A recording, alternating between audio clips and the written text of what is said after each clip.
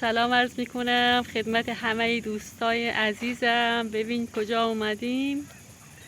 یک جای خیلی قشنگ میخوایم درسیم نشو بدیم. یک جای خیلی خوب شه. ما که خیلی خوشیم آمده. امیدواریم که شما هم خوشیم باید.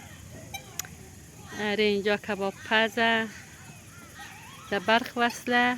اینم که یک دونه مرغای خیلی قشنگه. اینم که آقای میرزاییه.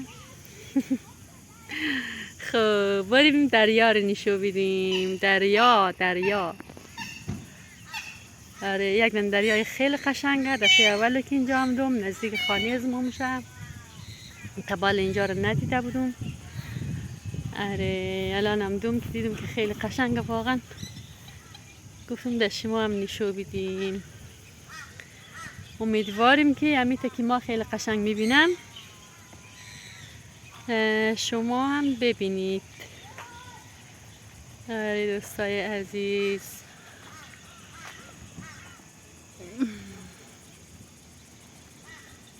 امیدوارم که مرا لایک کنید، سابسکرایب کنید که من بتونم بهترین جاهای استرالیا را در شما عزیزان نشو بدیم. اینجا رو توخید چقدر زیاد